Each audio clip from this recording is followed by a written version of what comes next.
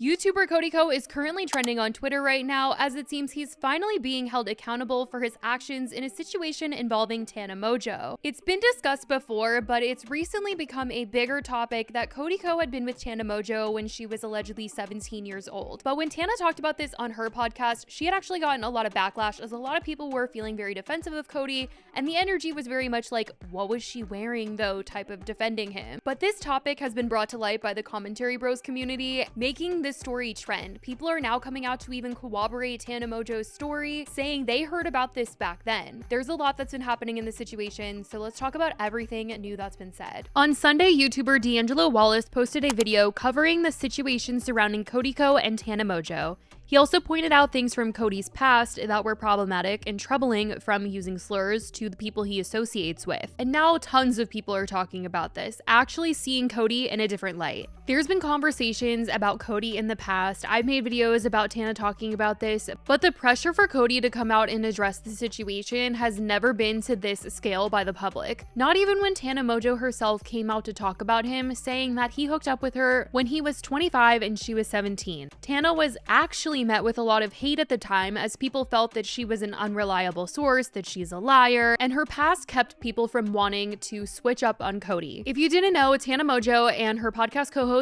Brooke have been on a podcast tour. At their live shows, people aren't allowed to record, but someone did end up recording one of the games that they played on stage and posted it onto the internet, and it did go around online. In the video, they were playing this in the hot seat, answering questions style game. And when it was Tana's turn, they asked her, from all the people that she's ever been with, who had the smallest D. And she said that it was CODY.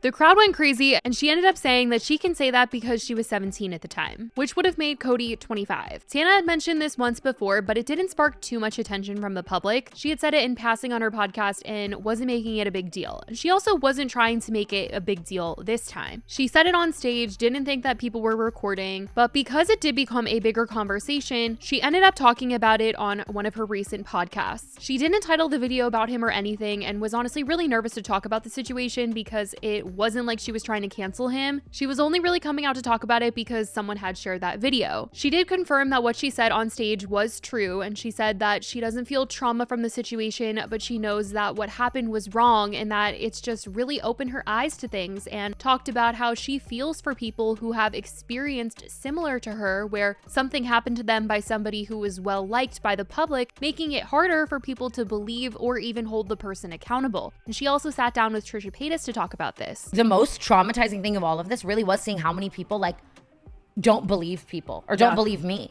Or like, you know what I mean? Yeah. Like that's just crazy to me. Right. When you're telling the truth about someone and they're a well-liked person versus a not well-liked person. Yeah. Because it's like when they're not a well-liked person, like everyone's like, they're so down to get on that bandwagon and be like, them. But like if you're saying like something happened with a well-liked person, it's crazy the way it can be like they received. stand. Yeah, and then when it flips too, because that happened with me with David, right? He was so loved, so then everyone hated me. And then the minute like other stuff coming out, like other people started saying stuff, it was almost like, oh, Trisha's right. She's been saying this all along. You know what I mean? Which is like fine. And then when that happens, it feels like good, but it does take a minute for it to come out. When Tana was talking about this on her own podcast, she had also brought up the fact that one time Gabby Hanna had actually pulled CODY aside to tell him that Tana was 17, but yet he continued on. To be 100% truthful, when I look back at the CODY situation, I definitely am like, why was he doing that? You know what I mean? And there were so many situations. There was a situation with Gabby Hanna at a Playlist Live where she pulled him aside and told him like, yo, she's 17. And then we still went and hooked up. And I can look at that and be like, like, why the were you doing that? D'Angelo actually found footage from an old Gabby Hanna podcast where she actually talked about this story of her telling an older YouTuber to back off of a younger YouTuber. One time, I told a guy, I saw him making out with a girl at a party who was underage, and I pulled him aside and I was like, hey man, you probably don't know, I know she like looks a little older, she's underage, watch it. And he's like, oh my God, thank you for telling me.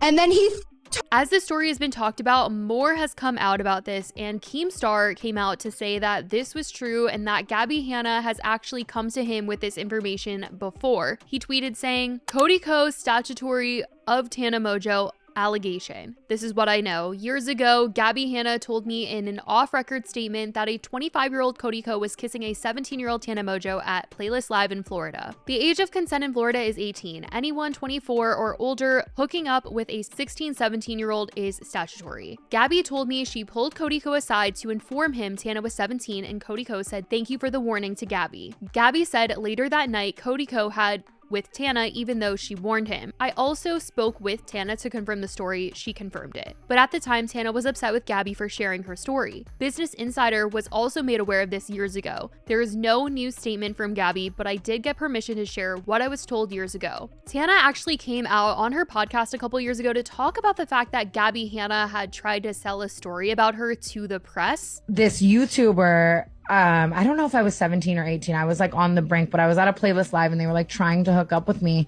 And it's something I never even like thought of again. You know what I mean? It was just like, and obviously it was like an older guy and whatever, but I mean, we're friends now. And like, obviously I'm not saying it's right. It's not right. It's entire, but I don't know if I was 17 or 18. And I don't know if anything so bad ever happened to where it's like condemning them. It was more just like a flirty weird encounter or whatever. And a couple weeks ago, I got a call from that, should I say it? Are they doing an article? That Gabby Hanna was trying to sell to them that this YouTuber like hooked up with me when I was like underage, and then it was and I was like, what if this was my trauma?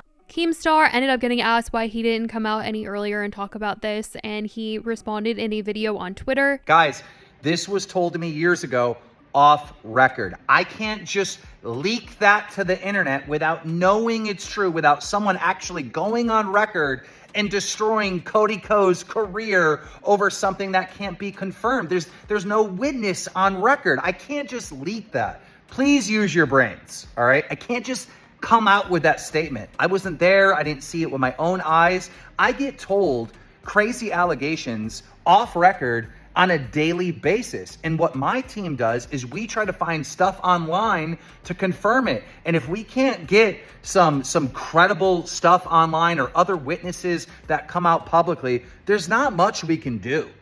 There's not much we can do. We can't put out information that would potentially destroy a YouTuber's career without something solid. Now, what has changed? Well, we have Tana Mongeau on record, and then we have Gabby Hanna's permission of me sharing what I was told years ago. That's what's changed. That's why I'm coming out with this statement now. But I want you guys to use your head. I even had someone saying, well, you didn't go to the police. No, I wasn't there. I didn't witness it. What am I gonna say? Oh, someone told us off record that this happened. We're not sure if it's true or not. What can the police even do with that? I'm the wrong person to go to the police.